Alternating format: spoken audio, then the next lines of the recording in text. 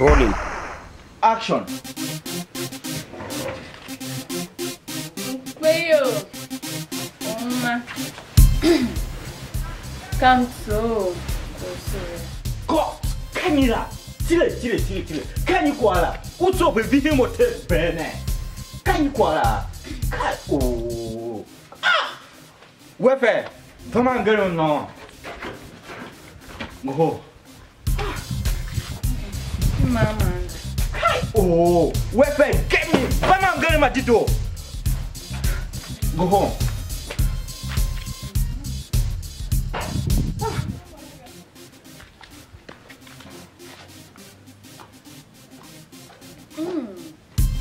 Camera, sound, cut, action.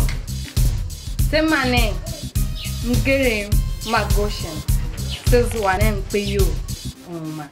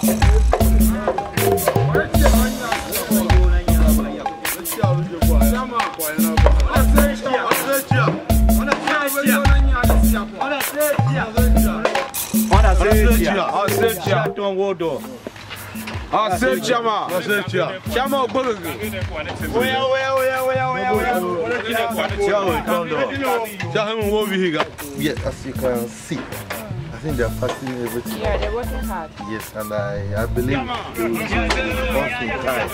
So that when we voted next, we will actually now see the electricity project I was talking about. I think that's the next thing. Immediately we go in for the assembly. That's what we're going to do. As it is, that's what we're going to do.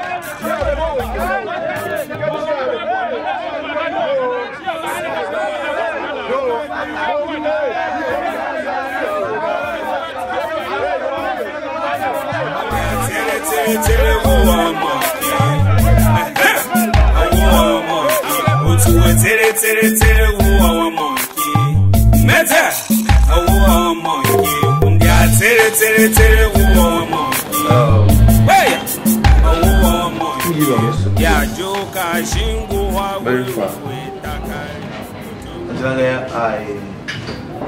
But you know, in the course of my duty, it's normal. Ufati yo lazy hammer. Bagane baba mimi bagane baba akasha mimi. I'll map you it. Mundo ikiwa na kichia mama, mbabeki ile hii. Bako na tumashame kijimeia. Mbacheke left and right. Ongumo olu na nyo ochono kilaya. Na fati osamu chobe. Ongumo una na tumachia mama na chile kalu echire. Ongumo una tumachia mama na soa kalu esole.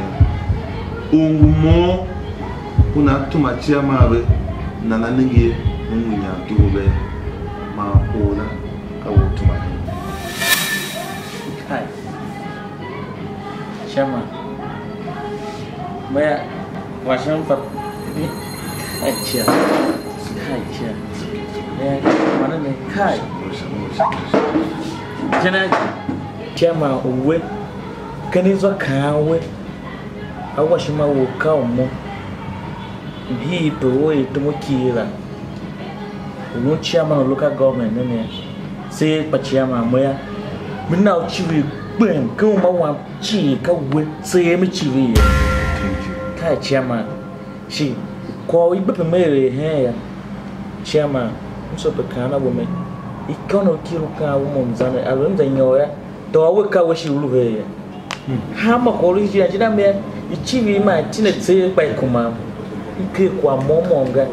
We so ganyara kwa ule be you must go hama kwa kile kwa na chemi ya kwa yawe kwa sababu bane naye kumamo kile kwa ya chema kwa nane ka chivi biyo hitsombo wa chi ka kwa no bane mika we to mom lu ordinary pie wona ka wo mom hingi chema no seke local government chi ka chia me chivi nenge yam gane ka so chia so kushi ka.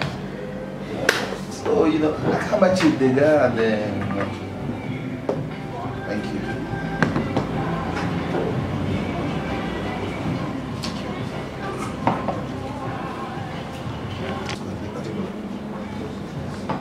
Officer Bara, sir. Sorry, are you not going to take the name? No, sir. Thank you, sir. Okay, it's okay. It's okay. That family. Papa, at some kind of I can't was talking. She got so again. She when we young mom will see don't send it so. So someday I some back. Cover younger is a tone shang you. But have it torn back at the back. Never met. See, no. Will inquire connect you shang from prominent ever so cheer. Qualcare da Muzambi. Kishi. And the chama so what a word. It is not business as usual. Card reader. I'm not comfortable. Chairman, they must be aware. I know somebody ready to prepare. They must be aware. Actually, the gun version, I'm not going to share and I'm Kauga. Mr. President would have not allowed card reader. Unagajile introduced card reader to the city president of Bashangan. So why, for God's sake, card reader again? Makaza Gerard. Actually, Well, it's okay. By the way, Silver called me. Yes. So I think I will retreat now. Yeah, madam. Okay. Chairman, we are all of them changing back. She made me want to make cover when I'm best surprised again. That is a surprise.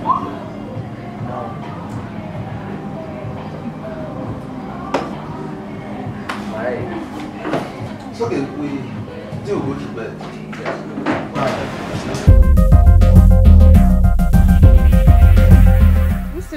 Teaches. Come on, where see on the car. Una never Savasane. The berry wine always in her to keep at a nay. Can part you, MUPP. Who can you like on Nasalae? My United People's Party. God, right honorable. Toila. Come at so tuta who you do. Sega. Can part you, MUPP Nedita. God, right. Honorable Takumbo, Kaun Atu Tuta Uchiamane. Kumakan Patu ECP Neo, a chief doctor, Dega, Kaun Atu Tuta Uyo June. She can patineta, Ka chief doctor, Otio, Kaun Atu Tuta Uchiamane. So Yanka here, Venezuela Pulanka, Nahanika, share with me. I want that guy.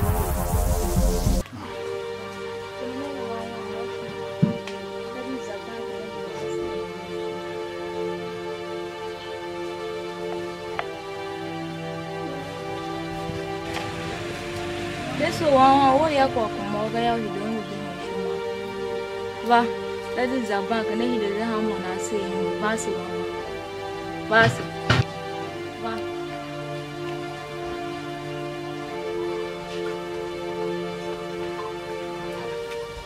That's all. Yeah. Con được quá xóa cái gì vậy?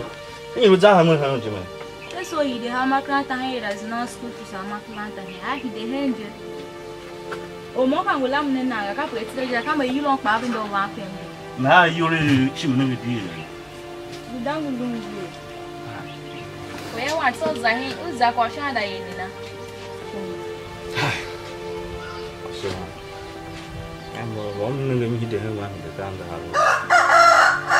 Mo da du shin ba ka. Ba ka mo ye ki mi sa. Sa ro ki me pa shi I de shi withdraw ye me ye ka flash na flash. Some more tough more, he go my flashing. Sorry, he chill. I'm for quarter time. When I got them can't harm chinny, me the Zaza, or I wasn't what happened. Mzuaminga. My yaw. For me, chief, I'm going to make some here. Here's what she can't let them know one good room. Far for Comrie, he can. I'll call him by being more just a cake. What a sorry she will if I flash here. I'm very on my game. What to one girl? Oh, my knee. I am in your Jim go chim, no full of Mala Candy. Do go come more one common number share, do go you chip a Mark up a regional. So, Corza, he tell her, my crafago. What's a good high? Gaya, when go to Pateso, like Yakumongangula, Mahala, Bana, made the work they asked Zon for Ganduda. Olivian Yamiqua, by your number. By being a gonna look at this one. That movement is only the only motor or marine. Jimmy won't put a clear one, but you never see me how you a chigger. But qua Mom that's women in Gajana. You would give him my poor being, won't be him when I decide up a patasari flash you. My nigga, will you up and nigga to mock take away, but with swimming up as she might be who who is don't that's sorry, but pay Kimbo. She will have another today. O kam tio ya tio ye kam we. To yi la kam tio ya tio ye kam we. O tiom wam bakuku. Megba. O tiom wam bakuku. Ba. O tiom wam bakuku. Meze. Ako kwa bi ataka hinti.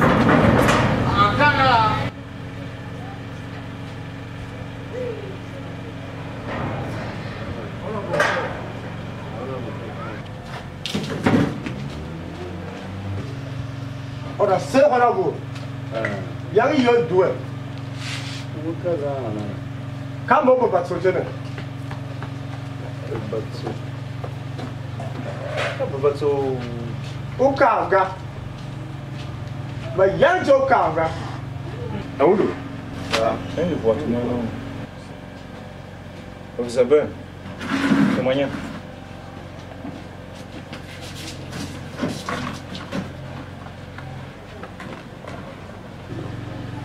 Basta chama. Kwa habu si yawo. Ba kwa la do se wo te. Ba wanja yo bu shame. Anja yo lu shame yo.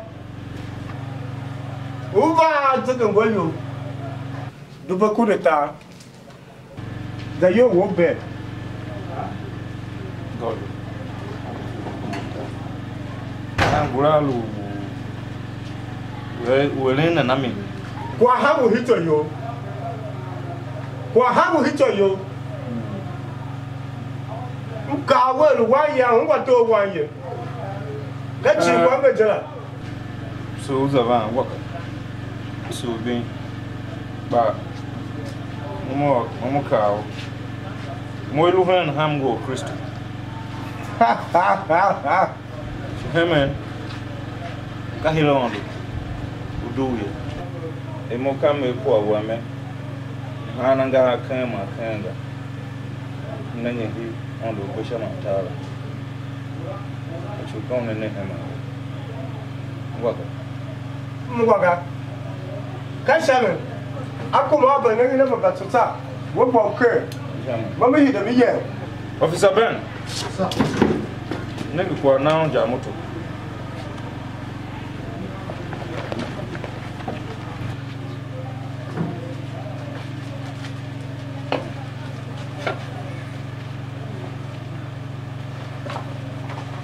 Mo bien.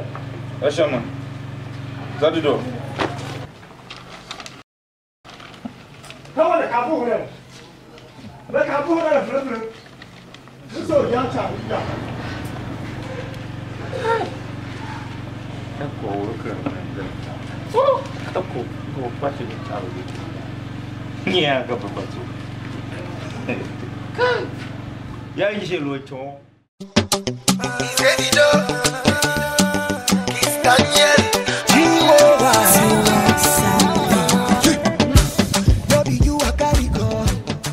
Thank you very much.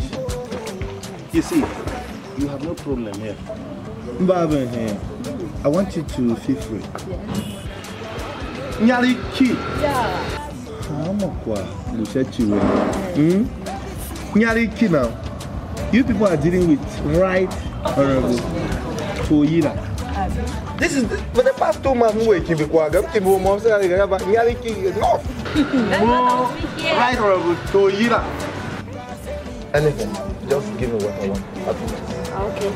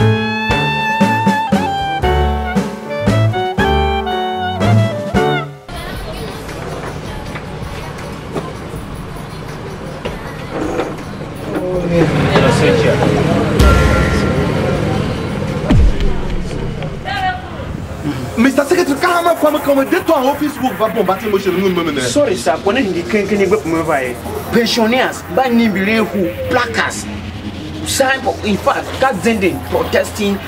Even Bala cannot do it. But what is it? Sorry, ladies. Just in the room. Get in the room, right? Okay, Chairman.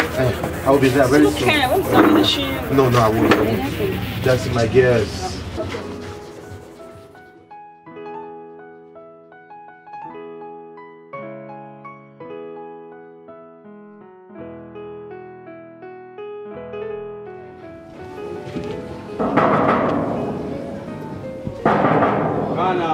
Come on. How about you minutes? I'll do you move to the bar.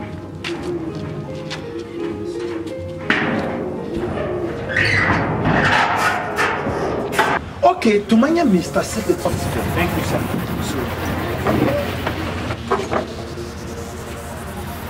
Don't waste my time. Sir, you're banning about protesting. Pensioners were complaining in your river by Patrol Nave. For God's sake, Kimbimba will have him that came back anywhere. Put that apart. Call contracts by Lunia contractors, but on my neck. How mu wake up in our Lugene? Mobilization fee in Amga Mutombe, Ikimbinga. This is the Kwashu Hingling problem. We're around here. The deputy is not there. Come on, tell man if she hear you. Now, her office, one more who was secretary to Vanaki Yanga. But secretary, Chama, work offer. When a cracker, Secretary, that is my office. It's my property. Sorry, sir. Can the matter of Yemen Juan, discard the matter of Yemen Juan, discard that office, our office, chairman or whatsoever. Me have changed to some. Oh, excuse me, sir. Well, their contract to that Mr. Uwezi. So, sir, even in I'm promise with Jimmy, at least whoever will sign, I effect payment. Excuse my friend.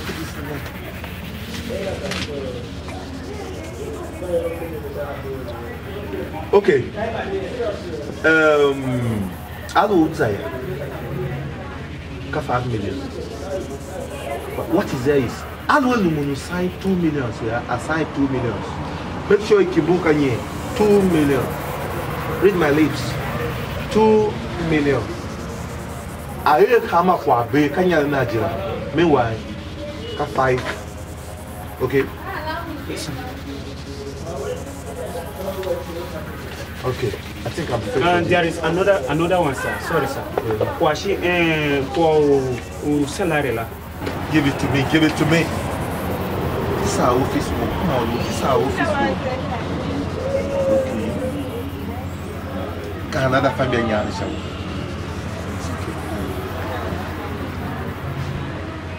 Today date 14th October.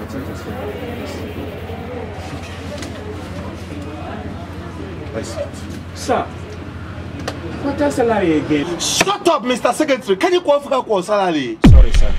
Sorry, sir. And for your information, next time, don't you walk into my happiness. They can interrupt your happiness, Wanda. I'll wish you to Mama look out of the office here. For God's sake, them man. Even Bala, I think I'm going to do away with this boy. Bala cannot even do his job.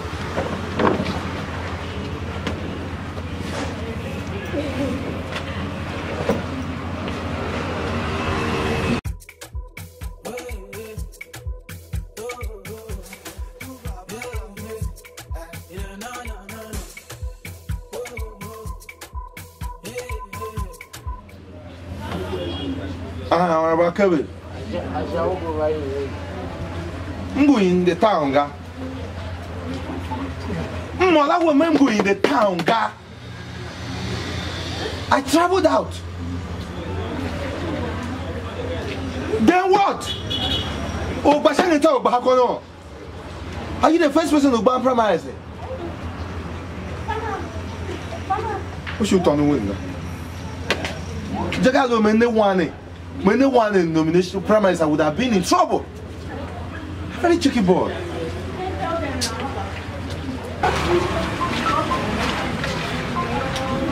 Mande. Me come what TV will my kankan. Toyila kam toya toyi kamuwe. Who come toya toyi kamuwe. Toyila kam toya toyi kamuwe. Chama kwa ya moja.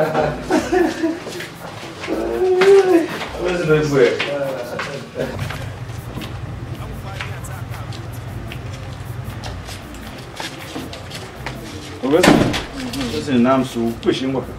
Tomo no ne. Ngwan. Na dzana hemene mi. Mo kwa medza meeting na me hidi. Agum akolon la de la ya mu van pen lo ya ngwa. So pushing. Na uza kwa. So aye. Na chabe ne shi ma yo. Mo kwa ngwa we. Anga lawo we da. Ni ndio shi mwisho.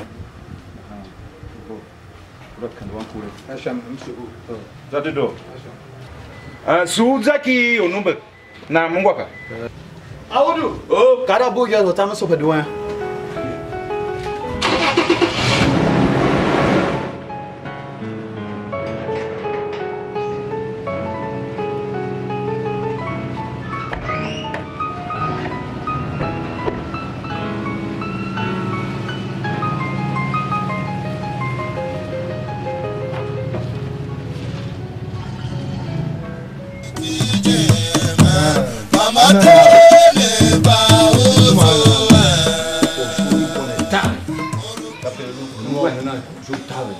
Olu ebe shuri kwa wuni ga wuni wuni ga o tuliyo o ya ta kumbulaga o re tuliyo ibe ta kumbulaga wuni ye shuri ga atalo chura ko wuni ga nene nga be kwa ne ba ula be kwa wa Go to go ba la wan. Piu ya go na di bong wa yo wetu mana ha wa. Ya kame kundu ba tungu la mle kumbe ka na kwa demo moro kwa atiro la wenyi ufa atiro wa wenyi tira moro kwa moro ko ta kumbe kam tuma hiji kumbana ufa ko ta kumbe demo ko ta bala na dole la moro ka ta kumbe alu o tuliyo kwa chiwe mbe o kumbuka o ye kwa de wan ba Bí mọ́ ni pọ̀ òṣò hìtì kama mu tọ̀ kọ̀ ṣò mu nánà hàn. Kọ́ honorable. Ọ̀rẹ́.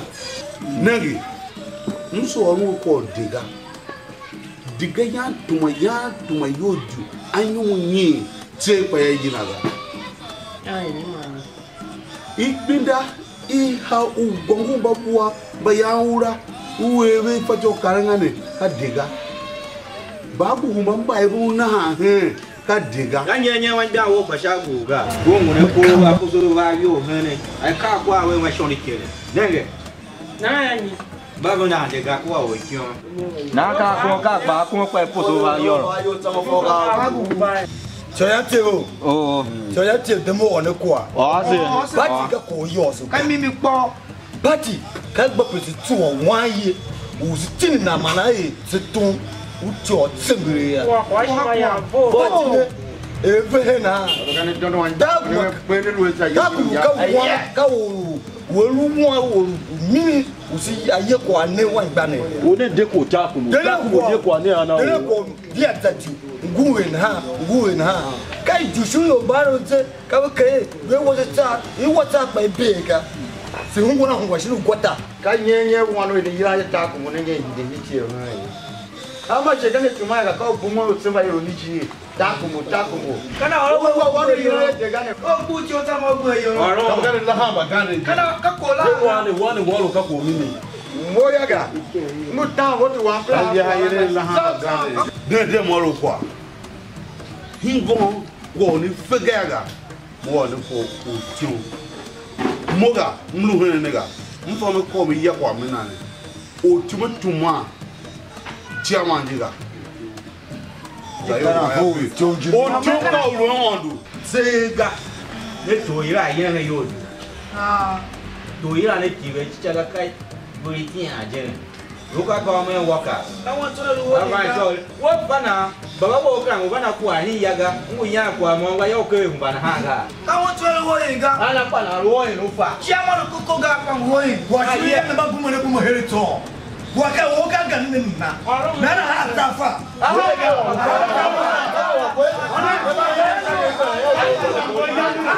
Gari dan gue yang ini. Gari dan gue yang ini.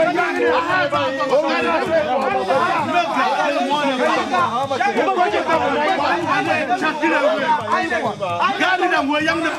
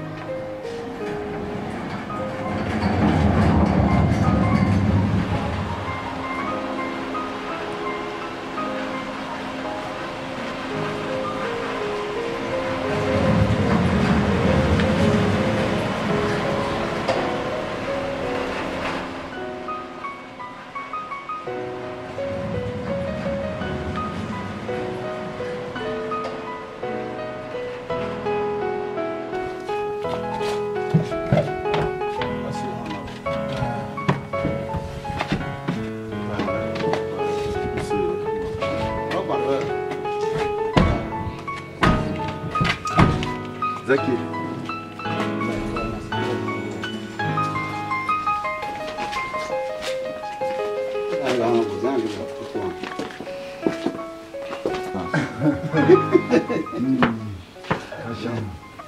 Zaki.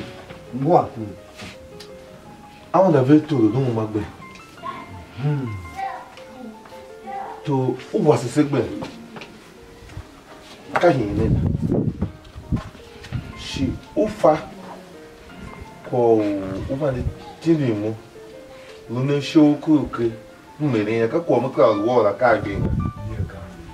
Na si to ya venesi va hiwo ige. Shi siba la mawo.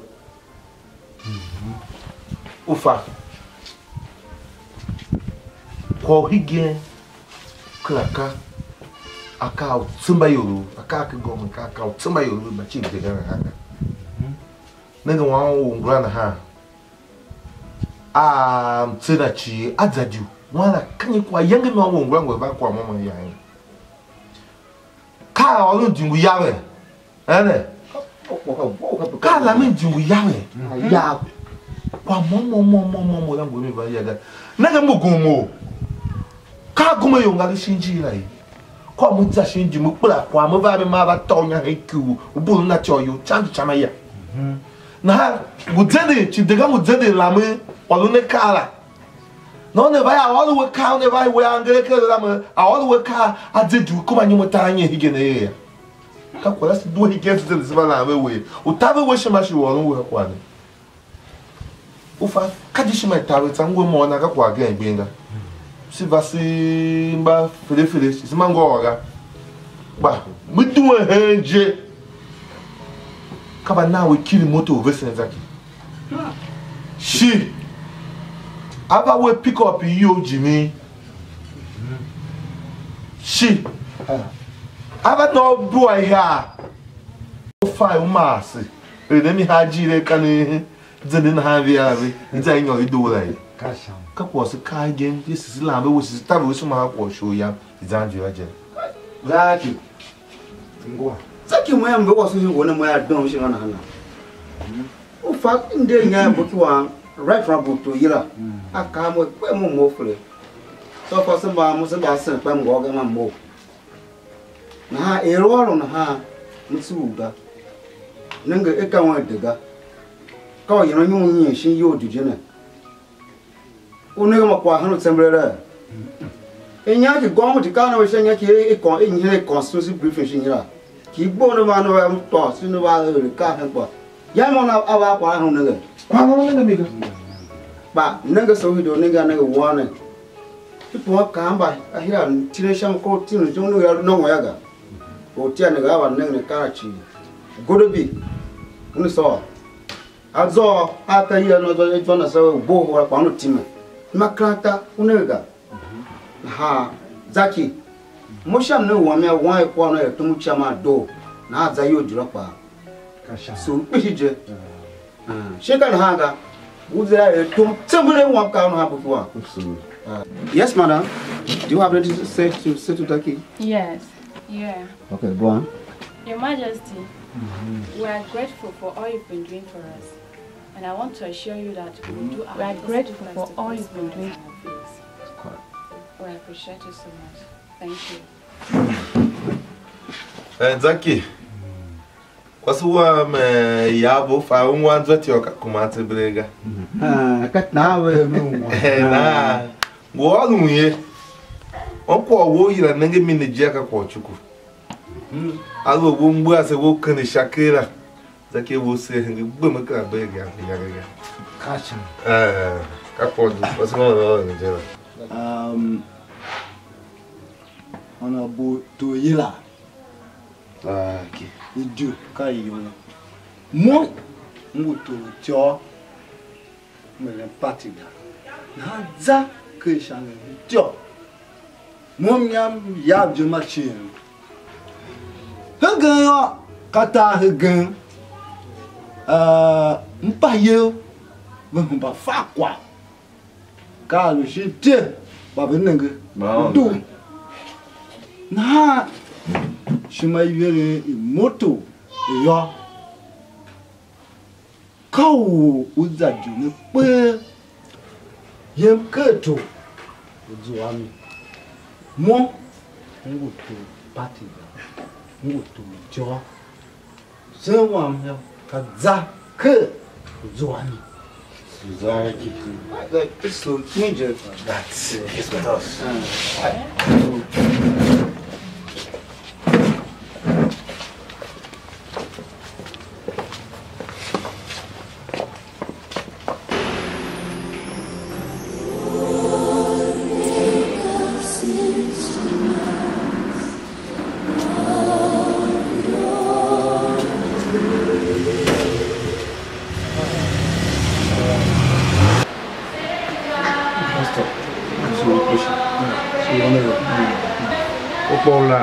These are trying times for more. But you will learn for party. The way you remember talk and the Yemen begin at our question. And for more, I wash my one. I made you carry on to do it. She is very cheap. You will carry on with Bishop Mutara. Go family one cheap. Hamu kwa maji geni zanga dan jiri igure chibi tero Eshami ese bando la ko fi shama ni hama down anen mati boma wena na anen down anen kana hama ya ni ama chiemu bijo kwa ile pa ile shambo iye gbina yin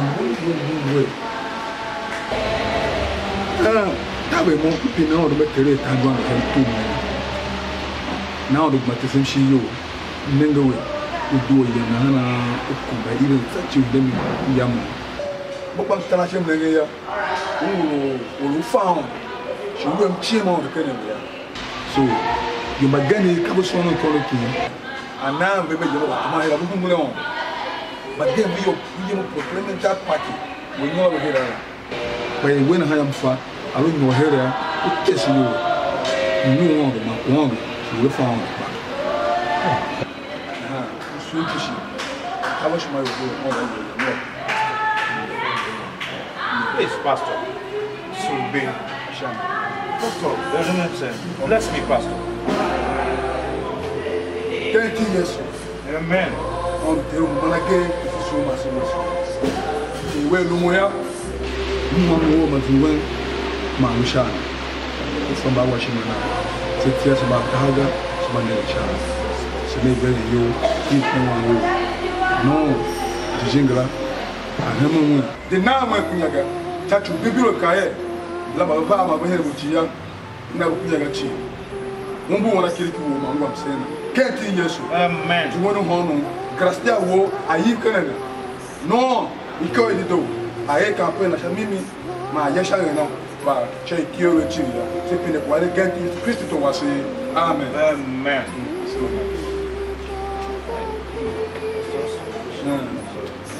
now dengue bibiro bakaje nkende shi hake ka heno ma yasi na mi ebaye ah yasi lo ni ba hino ndo ngwale mtoma bibiro ma mno omlala erem sen oloma so pepe ni tan ni ko tula ma mtoma ngwale sto modo tsombo wa chi sto ma mnesa shane over se olomoya ka o se tsama mno rense so ke to karibu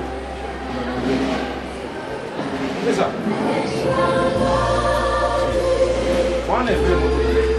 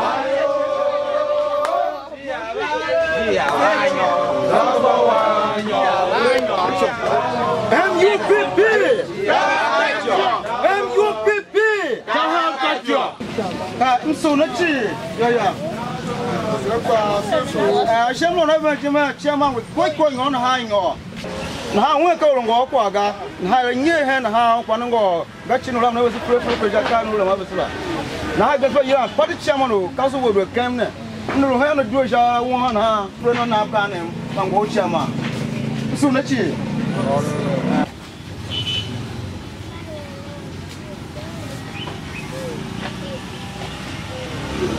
I'm so push him so let's Davanya. So let Davan. So what's the next piece? I channel through ya. You came here. It's never here. See, as if it's a wall. He told the joke. Gaya Makrata, but it's a mega. Ngale kwa sababu tu anamiga gbeda paga ayo ja ma ba ja la ja ba den ja le yo ti ase foje asa yo am su na ti chimini lu he ti ka yene su ne da va su mo su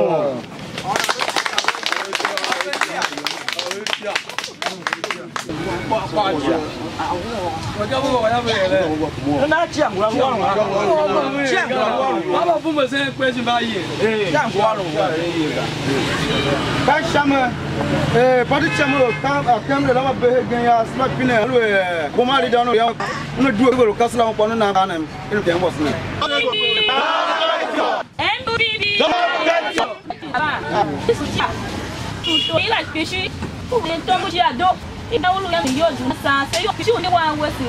A dia se passer c'est mal. C'est cool you do. Come I see cat to semble. Ma semble for sale now that what word I you don't catch why some for new one matter. The boy with me.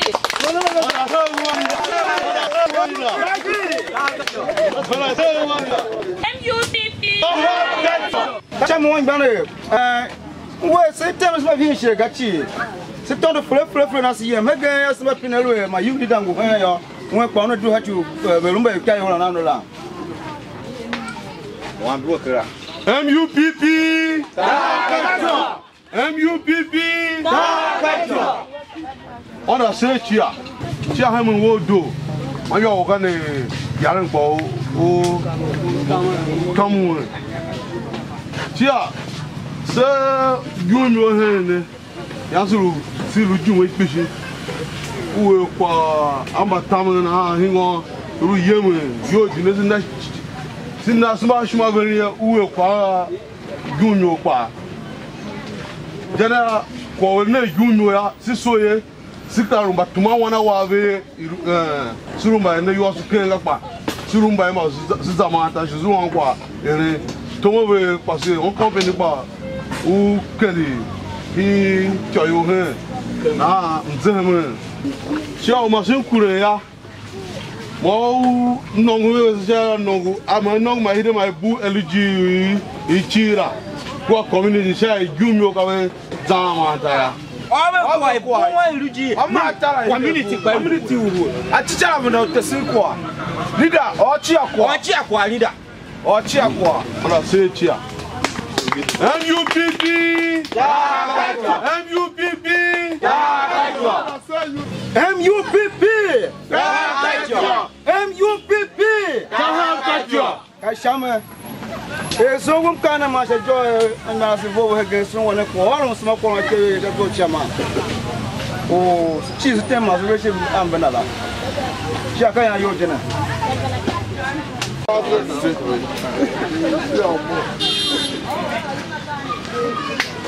Chairman.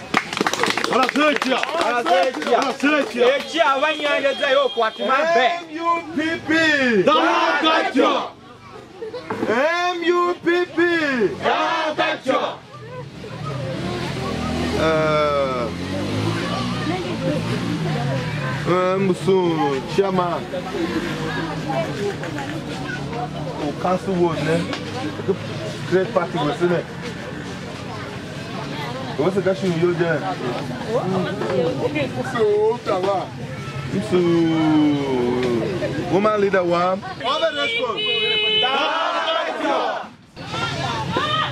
So, youth leader. MUPP. So, Kasila. So, Angbania Bachuku, Kwashimba, Vesinchi, Kwamba Kwawanchi. Se due citoyen le cheval la mene venia singe ka gbine wo lu kenga aka ni wo hanchi sungwa mumbu kansu wo na yalu among highest o kansu ba yamzu a shangani chama I vote umheya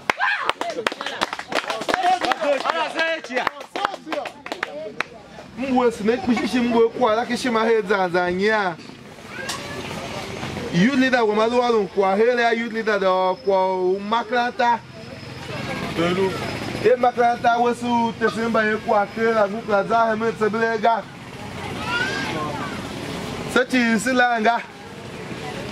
E yasbanyo chairman ya. Aka gen wazanyo. E yasi ve shiba jiri la do kasi kala zahami da nyosha iso laga ba igbenda nege gode bi woso ka he nya he ka ile zana me be he zanzania usto ambas nege mi kela pa bi hide kela na pa ko moto kela iya me shwa ki di me kela la ka government we su ya able to say with little resources we do that. C'est ma carte. Icha pasi wakwa gongu buaka tana mebe. Akale chi kai linza. Na You did a car, a do, she gets by Shishi, Kaka, when you are okay, Yarepa. Who then never here with Zahamenga? Now, we tell them more Kuala Akumagapa. Oh, that was our Kumaka. Can have the soil for Ganuka, continuity there. Aquala Shaka, it to a Yemen continuity. Can have the soul of Tavaneshima. When passing one at Panguha, the father do it, but a second thing va. That Papa see him, you do. Moa, right honorable. To Yila. The father do Madiva him or the for you do ya. When Bishop heads and he get into here in a half hour. Got on the boat. On the boat, again.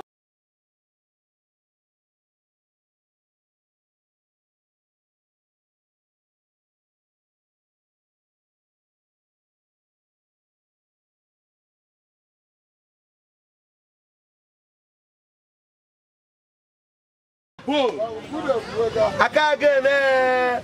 Moving at the Sigmundala. I do an Indian. Don't there.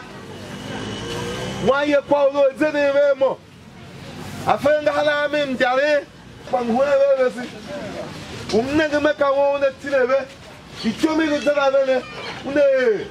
I can't play in your in your Lagapa.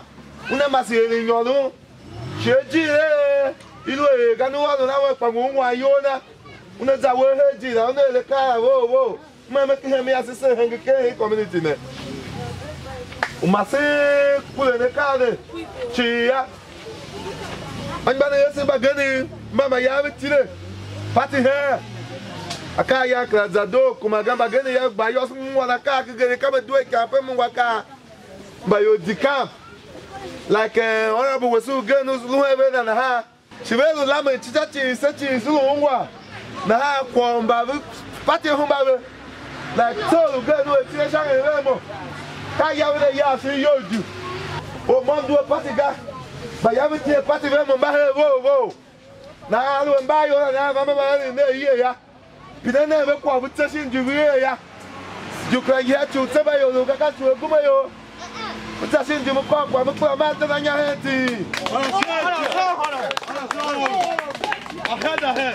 Sana haya, sana kaji ni olunga, muheve odabuwa, umamumu olunko, iwa ye duwe pati, muhe yo na nene na, wanshunu gbepe ni no chang ni chama ne zone la tilewe, une shanga na na, wen panguhe, na mkavishi ngbenga, muliyina we, wanshunu iwa ye duwe pati ne duwe na mabesi yo na hasi chama wesi gbepe sivelu, une zakasu ne.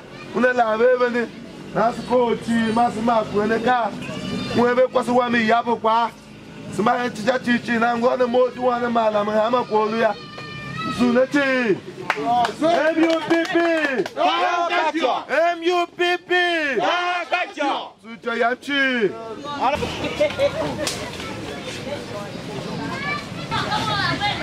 MUPP MUPP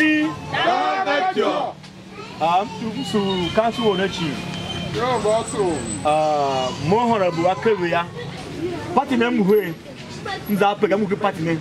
Nah, Sam was here. Honorable Toya, my yam, Hayoti. Now, any figure any fun. More talk on my kill show them on chairman.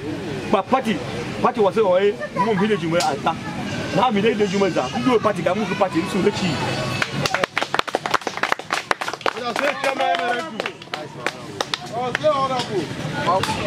That's my son. Can have honorable. I feel you again. Someone can and go one was a ball. And I sitting on a shy country Shamala. I right now, Kapu, John Moore, nothing banner.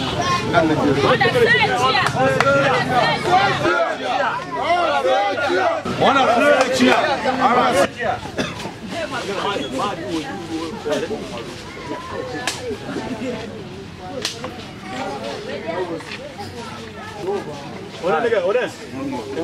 MUPP MUPP Kai. Come on, vai, tio, Kaidon. Actually, Kabul supporting a party was in it. Yeah, Pachisiva. Massiva, yeah, cowball on the car. Zehem, some alarming being a cow in the car, so much more. Yes. Ishangi, in your car, level with that tone, call your beer Vanamilla. Shanging or Carolina, 2 panels then. Pepe panel zane, Teta panel zane. Go on a torch I have. Chairman, oh, the routine money. I don't know. I'm going in the car, have a cigar. Ila many or Comata, he did boom matter. Oh, there was here my chairman, one with Yemi, she yoju. Come, Mamma, Lias Venagilla. My Comata man of beer. Chairman was in, or Yemen Yojan state connection. Governor of the farm because one of the hard-working chairman, his statesman. Now, by the time I know and I do I get your yam. Chairman, you mention your dear, Mamma to a wine and more material hair. My never the land and get a chairman and free, and yet I know on have a car around here like Capashi, Bopamuton, Shanga. I'm going to go. Youngie, what any Kunukarata and do it. Cow, ha, Conangan MUPP there. Key in a key. Key in a key. Hing on the young behind your beam. Hello, Gadi. Now a bay yon and wave which at you. A jing as I yo haya, a cow, sir. Bay my father, father, young table with Paul Saga. Now, but Gadi gives a dozen by such a year.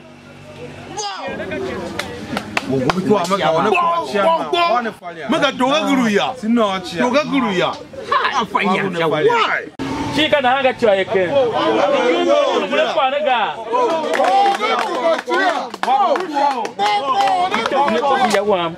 Work out the incoming first lady. Put that your motion.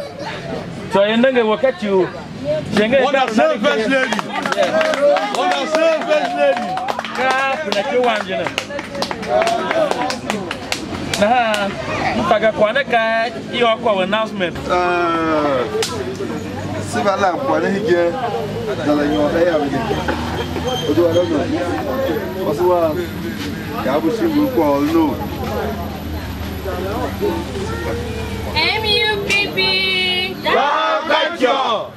MUPP. Dagatio. Good day, my fellow New Democrats. I am highly honored for your warm reception. I am indeed happy to be here with you today. Mogusu Nechi.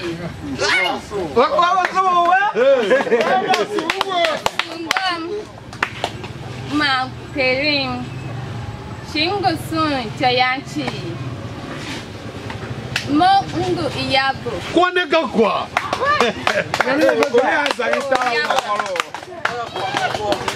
Nahan Kuala Jo. Nsunechi. What a servant lady.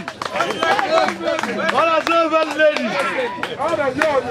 To Toyachi. Si claviche nga. Bokiwa. Una masolo afapolia. Masina se jamu to kwa kage. Sunechi.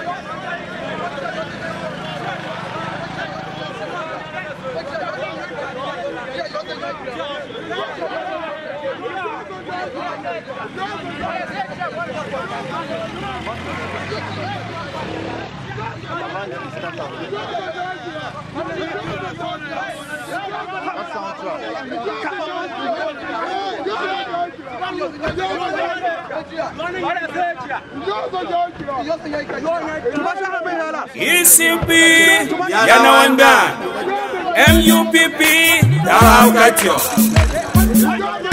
Mundia tere vuwa monkey Awu monkey Otuwe tere vuwa monkey Mete Awu monkey Mundia tere vuwa monkey Weya Awu monkey Ya joka shingu hawe uwe takari Yotom yo ya shatu ya joka shingu hawe Ujumi tagidao Can you hear we will worship Papa Jay war and get carrying? Can you get here, nigga? Can you find it? You can Mr. Infrastructure, right honorable Toira. I don't know the chairman be cool. He must to my yes. It's you when you fuck or Zan Hemanga. I want to make one of bag. I'm sorry. I'm making my young. Them call. I am mono shy. One who fit tagda. Hit your hair. Mbaye. Kwamba gande we no chivia. Ula webi mwerebe. Uwarun kwa ufunga. Wana dunga. Nye kwa. Demoro. Mom. Yangi udzan mantara. Yangi myo. Ikimbe tichagaga. Aja mbaye mata hidela luki yaga. Ka mom jira. Usho hwa. Teru. Yanki mumata elu ha pension. She pension teru nguho nene. Hama she teru ya nenge moyaga. Ake kwa hita na. Hitie hene. Ifi pa sema ami. Sema humba yamu pure water hitie hene. Hama local government chi. Ilu na ha Fulani wa yo hitie hene. Ilu wa kwa nene. Obu mebi him shumadi do. Be honorable. De rungo kwa wakaruga. Awashima wa mawo ko dido. Ide washima wo Washington. Infrastructure wa run Aye igbenda. Aso mi akranta. Ava ngere tiechi yanse mo ka shimba vian yanse kesin ngere nga. Shimba kpen. Ya da kesin ngere ye boho. Ba ro he. Tomorrow wa. Kanu yama ngonega. Chama e tondo ru yama ngoe. Honorable. Go to my hand polulu emi ne ka boy go ga kai go ye ru na hanga. Nege, demi pino kwa. Arun. Uka we to ire erigi ka to ire ne ka he ngwe kimbe ba wo ma ga kamba penu ne da kimbe. To hinge ba we to gome ma be me ya kra kamba to ba gome ga. Olume be hipe nge. Shini yo. Demo olukwa. Oti onja kwa e ihebie ya ne fe hinge rungu nyuma fa wu fe ga. Nyuma tsembele ga hi we kape we kwa ba rujira. Is she the same or dear car when they go in money who buy in it? Engineer pay your hall. You been a gun. You pay your hall, you been a chuku car when it. Nega. That's all pay Maga. Walk on a bone hog. Moreover. On a quick on I give her 1 way. Pinogua. Olu weta. Ma olu boya. Kana utoro. Budamo mbata mbo mbata wo ye kwa na wan gba budamo MUPP Uya tere vuwa monkey Vuwa monkey Otuwe tere vuwa monkey Mete Vuwa monkey Uya tere vuwa monkey Weya Vuwa monkey Ya joka shingu hawe uwe takari Yotom yo ya shatu Ya joka shingu hawe uwe takari Yotom ya shatu liwo Dome wolo gbedien tio Ogbedien Dome wolo tunhuan tio Utunhuan Dome wolo lahan tio Olahan tio ya tio ye kamu we. O kam tio ya tio ye kamu we. To yi la kam tio ya tio ye kamu we. O kam tio ya tio ye kamu we. To yi la kam tio ya tio ye kamu we. Otiom wamba kuku. Megba. Otiom wamba kuku. Ba. Otiom wamba kuku. Mete. Ago kwa vi ataka hinti.